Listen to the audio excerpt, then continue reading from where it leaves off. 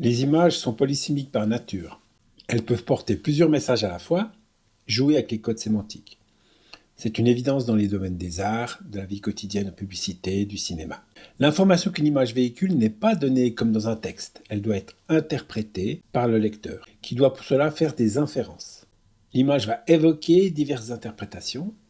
Elle met à contribution l'imaginaire des gens. Cette polysémie est largement exploitée par la publicité, par le cinéma.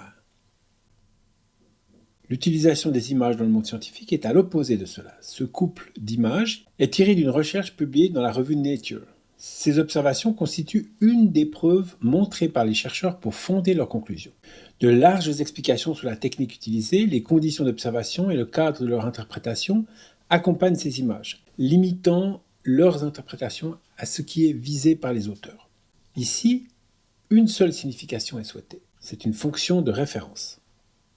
Dans le monde scientifique, ces représentations figurées sont nombreuses. Ça peut être des photos, des dessins, des schémas analogiques, des schémas abstraits ou des graphiques. Les scientifiques considèrent que dans leur discipline, ces techniques de traitement et de visualisation de l'information sont des instruments de conceptualisation. Pour eux, le terme d'illustration devrait être banni. Ce ne sont pas des illustrations. Ça fait vraiment partie du corps de l'explication. Une image n'est pas là pour renforcer un message écrit, elle fait partie intégrante du message. Ces représentations figurées sont intelligibles qu'au sein d'une communauté d'experts, là où des conventions de représentation sont établies et partagées. Ainsi, la disposition de l'éclairage est standardisée dans la représentation de modèles, de bas-reliefs et de fossiles. Tous les modelés, toutes les ombres sont conceptualisées d'une manière standard. L'orientation des photos, les symboles ajoutés, le code de couleur dans les photographies font partie aussi de cette expertise qui échappe au commun des mortels. Également dans les modélisations graphiques, vous avez énormément de codes, énormément de références et qui échappent à la plupart des gens. Dans l'enseignement, c'est un peu différent. Nous fonctionnons dans un mode un petit peu hybride. On partage avec le monde scientifique l'ambition de communiquer des informations précises à nos élèves, non équivoques. Il ne s'agit pas simplement d'illustrer, mais d'étayer nos explications qui sont dans nos cours. Cependant, la nécessité de vulgariser nous amène à utiliser des images simplifiées. Des images qui utilisent des métaphores, qui mélangent le microscopique et le macroscopique, le réaliste et l'abstrait, l'analogique et le symbolique.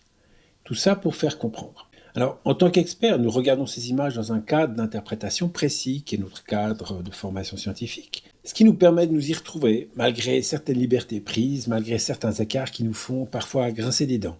Mais nos élèves, que nous qualifierons de novices, vont interpréter ces mêmes images beaucoup plus librement, sans ce cadre de référence, faisant parfois des inférences qui sont non souhaitées. En général, on préjuge que les images simplifiées des modèles scientifiques sont plus aisées à comprendre. Nous sommes à l'aise avec les formalismes qui ne sont pas forcément partagés par nos élèves. Et on va considérer le contexte dans lequel se trouvent ces images, parce que ces images ne sont pas seules. Voilà un exemple tiré d'un manuel de mécanique. Cette page décrit le fonctionnement d'un frein à tambour. Donc, dans un manuel, on observe que les images ne sont jamais isolées. L'illustration accompagne toujours de manière redondante un texte. Chaque illustration possède aussi ses propres explications. Voici un autre exemple tiré d'un manuel de biologie. Les images sont encadrées de manière à limiter les interprétations à ce qui est visé par le texte. Le lecteur ici dispose d'informations redondantes entre le texte et les illustrations. C'est ce qu'on appelle parfois le paratexte. Nous parlons ici d'images fixes et de textes imprimés, mais qu'est-ce qu'il en est des animations ou des vidéos ? Qu'est-ce qui joue le rôle du texte dans une animation ? De même, qu'est-ce qui dans une vidéo va étayer et encadrer l'interprétation des images présentées ? Nous reprendrons ce point précis lorsque nous aborderons le modèle multimédia. Pour terminer, revenons au lien entre un texte et une image fixe. Une image scientifique prise au microscope électronique peut être utilisée dans un autre but dans une publication. Je vous lis la légende située à gauche de l'image. Levée de fonds, l'an passé, les jeunes entreprises suisses du secteur ont soulevé 3,3 milliards de francs. Je vous laisse apprécier cette légende quasi surréaliste. Je ne résiste pas au plaisir de vous soumettre le second exemple que voici. Je vous laisse imaginer quelques secondes la légende qui l'accompagne. La voici. On saisit mieux la présence de cette image scientifique si on relève son contexte. L'image scientifique illustre un article sur l'hôpital à la maison paru dans un article du journal Le Temps sur la pharma datant du 9 septembre 2022. Cette image, elle a une fonction esthétique, une fonction décorative. Elle ne vise absolument pas à expliquer quoi que ce soit de scientifique, elle va juste illustrer joliment la page. Cela va nous amener à préciser dans la vidéo qui va suivre les différentes fonctions qu'une image peut avoir par rapport à un texte, les différentes manières d'utiliser ces images pour aider les élèves à apprendre, les différentes possibilités pour attirer et soutenir l'attention de la lectrice et du lecteur.